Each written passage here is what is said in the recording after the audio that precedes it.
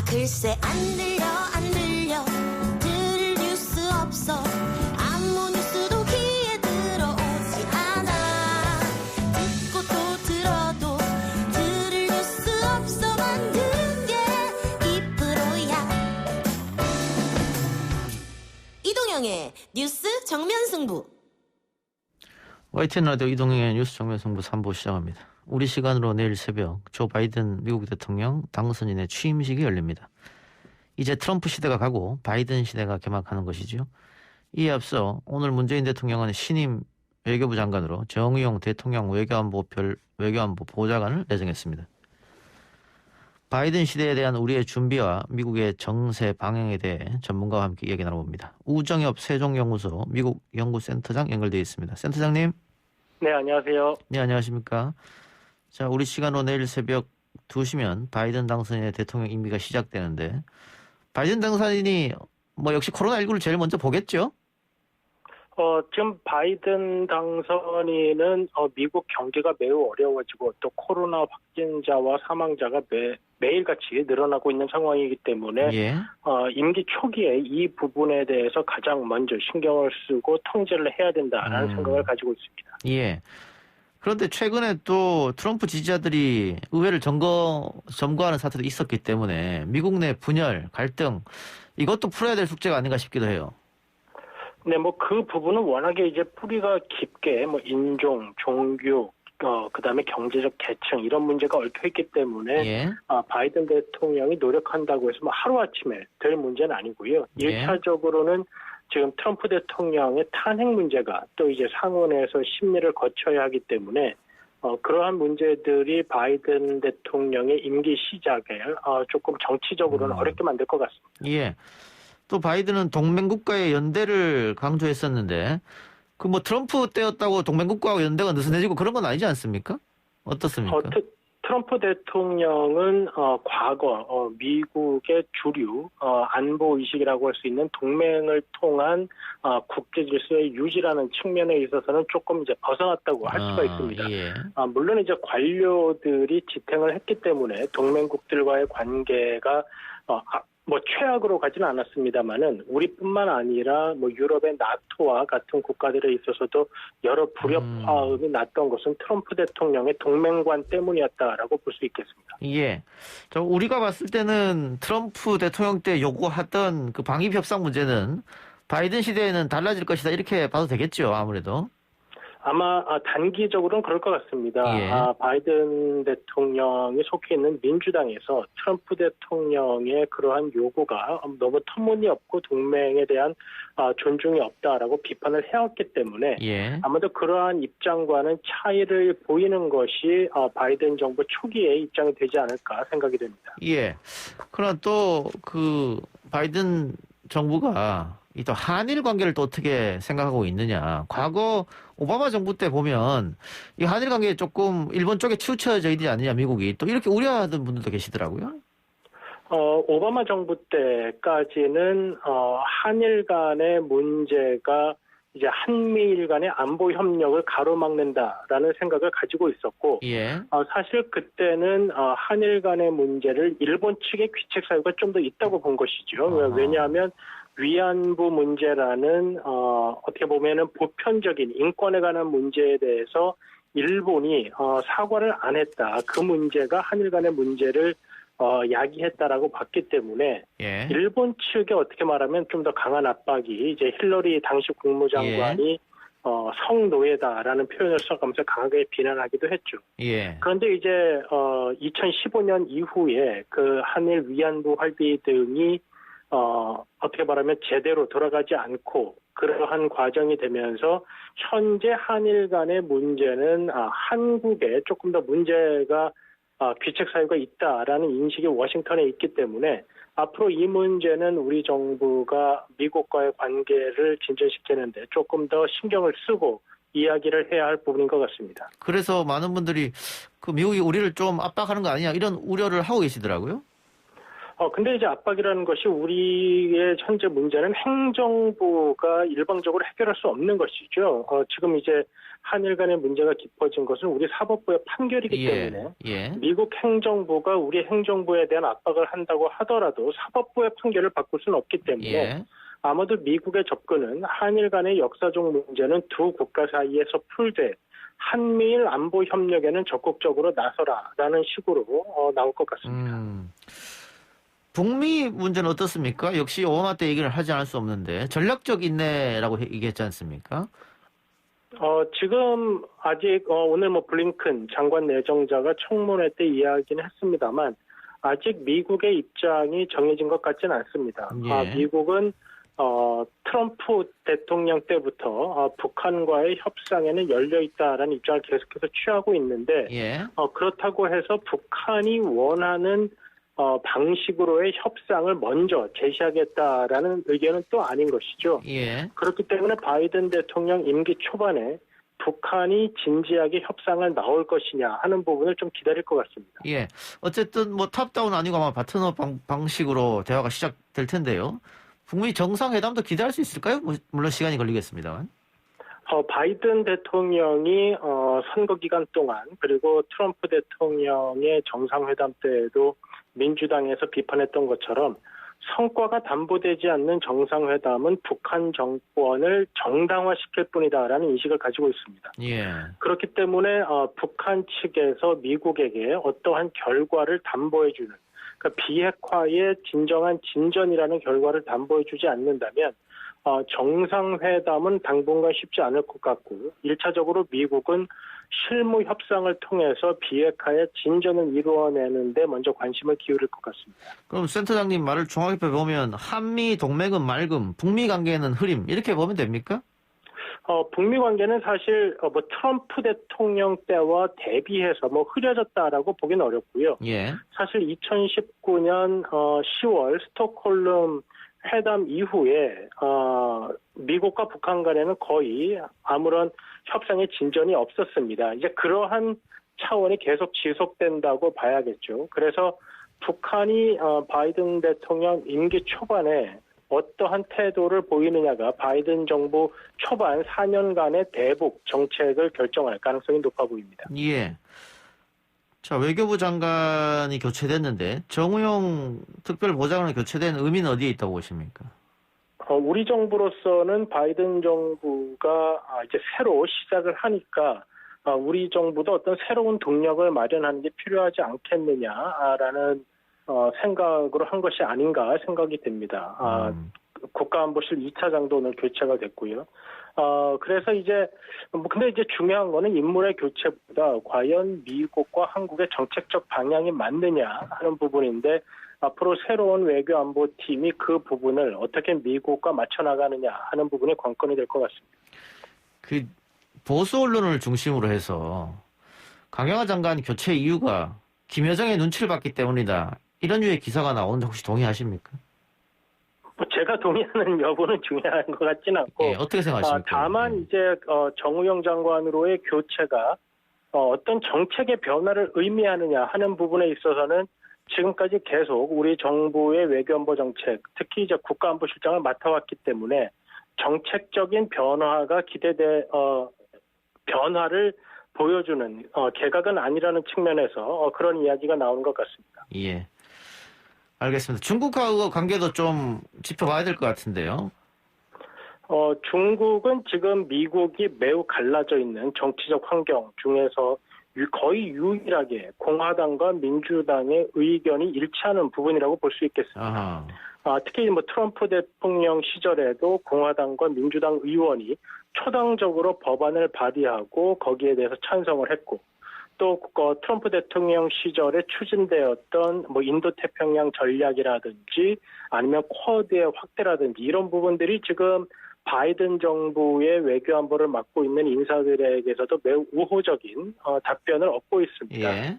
그렇기 때문에 바이든 정부로서는 현재 매우 갈라져 있는 미국의 정치적 환경 속에서 좀 빨리 치고 나갈 수 있는 부분은 이 중국 정책적인 것이죠. 그렇기 때문에 바이든 정부 초기 외교안보 중에서도 이 중국 문제가 실질적으로도 미국의 위협이 되는 것도 있지만 정치적인 환경에서도 다른 부분보다 훨씬 바이든 대통령에겐 수월할 수 있기 때문에 이 부분이 2021년 초반에 우리에게는 좀 많이 들리는 뉴스가 될 것 같습니다. 그러니까 미중 갈등은 뭐 해소가 되지는 않을 테고 그렇다면은 우리는 어떻게 또 정책 방향이나 이런 걸 잡아야 되느냐, 우리가 또 중간에 끼지 않겠느냐 이런 우려를 하신 분들이 계십니다. 우리가 어디에서 이익을 얻고 있는가 하는 부분을 이제 생각을 해봐야 할 것 같은데요. 지금 이제 미국이 중국에 대해서 문제를 삼고 있는 부분은 중국이 우리와는 다른 비민주주의적인 정치 체제를 가지고 있는데 그것이 이제 사회의 민간 부분, 경제 체제와 연결이 되면서 공정한 경쟁을 막아설 뿐 아니라 그러한 경제력을 바탕으로 비민주주의적인 행태를 국제사회에서 보이고 있다는 점입니다. 예. 그렇기 때문에 이제 G7, 그 다음에 뭐 D10 이런 말들이 많이 나오고 있는데 미국에서는 민주주의 국가들이 이러한 중국의 행동을 좀 자제시켜야 한다라는 것을 계속 강조하는 것이죠. 그렇기 때문에 우리는 미국의 동맹국이기도 하지만 우리가 추구하는 가치가 어디에서 훼손되고 우리의 이익이 어디에서 훼손되느냐 하는 부분을 좀 면밀히 살펴서 우리가 나설 수 있는 부분은 나서고 우리가 불편한 부분은 또 미국과 다른 국가들의 이해를 촉구하는 이러한 접근을 해야 할 것 같습니다. 알겠습니다. 끝으로 자, 어쨌든 문재인 정부는 1년 한 4개월 정도 바이든 정부와 함께 가야 되는데 바이든 정부를 맡는 우리의 자세랄까요? 앞으로의 어떤 외교를 할까요? 어떤 준비가 필요할까요?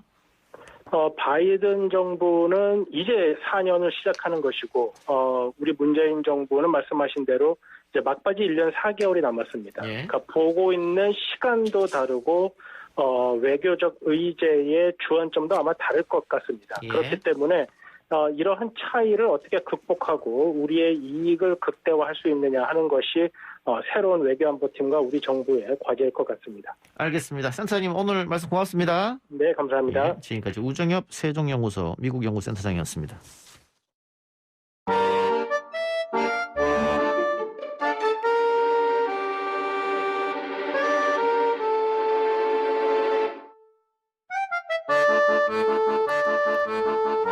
친일파 후손들이 저렇게 잘 살 동안 독립운동가 후손들은 도대체 뭐한 걸까? 만화가 윤서인이 SNS에 올린 글입니다. 사진도 함께 첨부했었죠.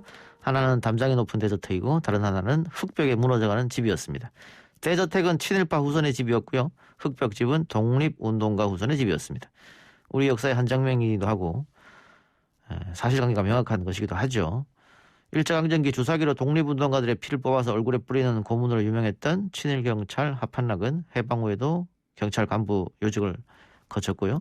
국회의원 출마까지도 생각했었고 또 어마어마한 부를 축적해서 죽는 날까지 대저택에서 살았다고 알려졌습니다. 관련 내용 광복회 고문 변호사이자 신흥 무관학교 교장 윤기섭 선생의 후손 정철승 변호사 만나봅니다. 변호사님 나와 계십니까? 네, 안녕하세요. 정철승 변호사입니다. 네, 안녕하십니까. 자, 네. 그 윤서인 씨 글을 맨 처음에 보고 어떤 생각이 드셨습니까? 저는 그 사람을 전부터 알고 있었기 때문에, 예. 그다지 그렇게 분개하거나 그러지는 않았죠. 예. 그냥 그 이전에 하도 개탄스러운, 경악스러운 그런 언동을 많이 했던 사람이었기 때문에, 예. 그런데 독립운동가 후손들, 특히 이제 제가 고문 변호사를 맡고 있는 광복회가 고문 변호사 독립운동가 후손들 단체인데, 예. 거기 회원들로 계시는 어르신들이 대단히 놀라고 경악하고 분개하고 계십니다. 예. 윤서인 씨가 독립운동가와 또 그 후손들을 조롱한 발언을 결국은 한 건데, 네. 이것을 지금 소송을 하겠다고 생각하신 거잖아요. 그렇죠. 어떻게 명예훼손입니까? 그게 명예훼손일지 모욕일지는 이제 법리적으로 명확하지는 않지만, 둘 중에 하나 해당될 가능성이 높다고 봅니다. 예. 이게 광복회 회원분들 혹은 독립운동가 유족분들이 함께 참여하는 단체 소송입니까? 네, 그렇습니다. 예. 언제쯤 고소장 제출할 계획이신지요? 현재 광복 회원들은 8,300명이고요. 예. 전국에 있는 독립운동가 후손들은 약 한 7만 명에서 8만 명 정도로 추산되고 있습니다. 예. 사실 그분들이 이 윤서인 씨를 상대로 위자료 청구를 할 수 있는 이 법률적 자격을 가진 분들이거든요. 예. 또 형사 고소의 고소권도 가지고 있는 분들이고, 그런데 너무나 많은 독립운동가 후손들이 분개하면서 그런 법적 조치에 동참하겠다라고 막 너도나도 아하. 지금 문의하고 계셔가지고, 예. 이게 다 이제 그분들로부터 필요한 뭐 서류를 받는 등 그런 절차를 밟아 나가야 되기 때문에 거기에 시간이 조금 소요될 것은 같은데 최대한 신속하게 진행하려고 하고 있습니다. 예. 일각에서는 이거 그냥 한 사람의 주장일 뿐인데 사실관계하고 맞지도 않은 그냥 무시하면 네. 되지 이것을 뭐 고소까지 할 필요가 있느냐 이렇게 이야기하는 분도 계신 것 같아요. 그 원래는 이제 그런 생각 때문에 많은 분들이 윤서인을 그냥 내버려 뒀고 예. 그러다 보니까 이제 급기야 이런 일까지 벌어지게 된 거죠. 예. 그러니까 이제 그 말하자면 이런 겁니다. 그 노상방뇨를 누가 그냥 드러내놓고 하는데 좀 뭐 이상한 놈이니까 그냥 놔두자 그러고 놔뒀더니 사람들이 몰려 들어가고 이제 저렇게 해도 되는 거구나 해서 노상방뇨라는 게 되게 평범한 행동이 된 거죠. 예, 그냥 뒀을 이러면은 때, 예. 이제 길거리에서 똥도 싸고 그러지 않겠습니까? 예, 알겠습니다. 이제 더 이상 놔줄 수 없는 상황이 됐다라고 판단한 거죠. 근데 윤서인 씨가 변호사님을 역으로 먼저 고소했던데요? 네. 뭐 때문에 고소한 겁니까? 뭐 모르겠습니다. 뭐 저도 이제 보도를 듣고 알았는데 뭐 얘기를 들어보니까 제 그 페이스북 포스팅에 윤서인을 하찮은 자라고 지칭한 표현이 있는데 아하. 이제 그것이 뭐 모욕이나 뭐 그런 거라고 하더라고요. 예. 근데 일단 이제 뭐 저는 그 소식을 듣고 대단히 반가웠어요. 예. 왜 그러냐면 그 친구가 한번 그렇게 크게 무리를 일으키고 난 다음에 그다음에 뭐 사과문 비슷한 글도 올리고 뭐 예. 이제 그렇게 행동을 하더라고요. 예. 이제 그런 것이 이게 이제 앞으로 그 친구에 대한 민사상, 형사상 법적 절차가 진행될 때 예. 일종의 약간 책임을 감면할 수 있는 사유로 고려되고 또 본인의 그런 어떤 언행이 본의 아닌 어떤 말실수였다. 이렇게 이제 변명할 뭐 어떤 그런 핑계로 사용될 수도 있었을 텐데 근데 그 친구가 그냥 그런 말도 안 되는 억지 고소를 광복회 고문 변호사인 저를 상대로 제기했다라는 것은 그 어떤 뭐 사과나 이런 제스처가 그게 본심이 아니고 그냥 상황이 불리하게 돌아가니까 한번 좀 뭐 그런 식으로 한번 그 납작 엎드리는 태도를 보였다라는 사실이 분명하게 드러난 거죠. 근데 윤서인 씨가 그 망언이 이번이 처음이 아니거든요. 과거에 그 조두순 사건 희화했다가 피해자 가족들한테 소송을 당했었고, 그랬죠. 또 백남기 씨 딸 비방했다가 또 벌금 선고 받았고, 벌금 700만 원 700만 받았죠. 원. 근데 그 700만 원 선고 받은 그날 유튜브 켜서 방송했는데 후원금이 그거보다 훨씬 많이 들어왔거든요. 그래서 뭐 1억이 들어왔다 뭐 그런 얘기가 있죠. 뭐 정확한 모르겠습니다만은 그래서 혹시 이렇게 뭐 소위 말하는 억울로를 끌어서 네. 뭐 재판에 간다 하더라도 뭐 나오면 네. 벌금밖에 안 될 테니까 네. 뭐 그런 것도 혹시 생각하고 했을까 이런 이 발언들을 할까요? 어떻게 보세요? 그 일종의 영업범으로 보는 거죠. 네, 그 사고를 칠 때마다 돈을 벌어들이기 때문에 그리고 지금까지 그 윤서인은 그런 어떤 그 형사처벌 예. 뭐 몇백만 원의 벌금을 받는 것은 전혀 개의치 않고 예. 그 일로 인해서 오히려 그 돈이 많이 들어오는 거에 대해서 재미를 붙이는 그런 그 행태를 보이고 있어요. 예. 그래서 이번에 이제 앞으로 저런 행태를 막기 위해서는 물론 이제 응징의 의미도 크지만 그 친구가 제일 그 중요하게 생각하는 그런 돈줄을 막고 그 친구로부터 그 경제적인 어떤 피해를 주는 것이 이게 이제 근본적인 대응 방법일 예. 것이다 생각을 해서 위자료 청구를 생각을 한 거죠. 위자료 알겠습니다. 그런데 뭐 명예훼손이 될 수도 있고 모욕죄도 될 수 있겠습니다만은 모욕죄는 뭐 많이 나와야 벌금형일 테고 네. 명예훼손은 실질적으로 가능하겠느냐? 뭐 법률가이시니까 또 살펴보겠습니다만은 어떻게 될 것 같습니까? 그 명예훼손과 모욕은 선택적인 거예요. 예. 그러니까 뭐 고소가 뭐냐면은 명예훼손 또는 모욕으로 처벌해 주세요. 이런 식으로 고소장이 제출됩니다. 예. 그럼 네. 명예훼손이 안 될 가능성도 있겠네요. 그러니까 명예훼손이 아니면 모욕이고요. 예. 뭐 그렇게 되겠죠. 그거는 뭐 검찰이나 법원에서 판단할 거고요. 그 결과가 나오면 또 민사로 가실 테고. 아닙니다. 아닙니까? 예. 네네. 그 형사 결과하고 상관없이 그냥 민사로만 제기하는 방법도 아하. 가능하고요. 예. 예, 그렇습니다. 예. 혹시 윤서인 씨가 진정으로 사과문을 다시 낸다거나 자신의 네. 방송에서 이야기를 한다면은 고소 네. 취하 가능성은 있습니까? 그런데 뭐 윤서인 씨가 이제 이런 큰 무리를 일으킨 것이 처음이라면 예. 뭐 그런 것도 한번 고려해 볼 수 있겠지만 예. 그 사람은 전 국민이 알잖아요. 예. 아마 뭐 꽤 오래 한 10년 가까이 10년여쯤은 넘을 수도 있는데 주기적으로 이런 아주 경악스러운 망언을 일삼아 왔거든요. 예. 그렇기 때문에 지금 뭐 그런 어떤 사과라든가 이런 걸 한다고 하더라도 그것이 그 진실일 리가 없죠. 그렇게 보고 있습니다. 예. 그 뭐 우리 역사를 다들 아실 텐데 이 독립운동가들 또 독립운동가 후손들의 역사가 참 피눈물 나는 그런 역사입니다, 사실. 그렇죠. 독립운동가 후손들께서 뭐 변호사님한테 이 사건에 대해서 접하고 나서 어떤 분노를 좀 표시하시던가요? 아니 그런데 뭐 그분들이 분노를 표하는 모습을 뭐 굳이 보지 않더라도 예. 이것은 말하자면 그런 거죠. 이제 뭐 목숨을 걸고 어떤 그 위기에 처한 사람을 이제 구출을 하는 과정에서 내가 큰 부상을 입고 불구자가 됐는데 예. 그렇게 도움을 받은 사람이 오히려 조롱하고 비웃고 모욕을 하는 겁니다. 예. 누가 나 구해주라고 했냐, 나 돌보라고 했냐. 이랬다면은 그런 어떤 의로운 행동을 한 사람이 어떤 참담한 기분을 느끼겠어요. 하물며 국가를 위해서 뭐 목숨과 전 재산과 모든 것을 희생한 분들 아닙니까? 독립운동가들이. 예.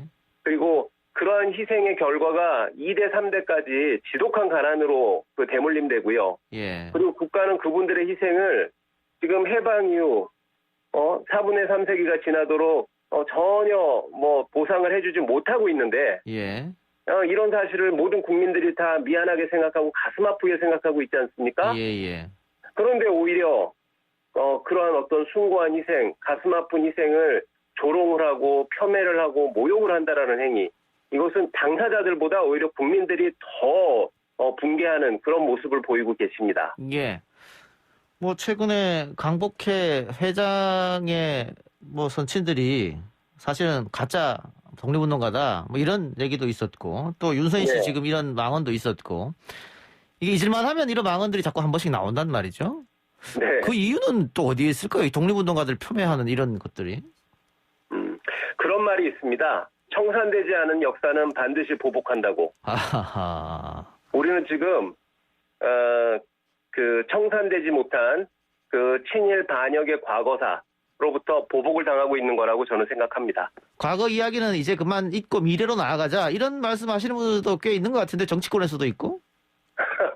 그 뿌리와 줄기가 그것이 끊어져 있다라고 알고 있는 분들이라면 그런 말 할 수 있겠죠. 예. 선생님께서 광복회 고문 변호사를 맡게 된 이유는 어디에 있을까요?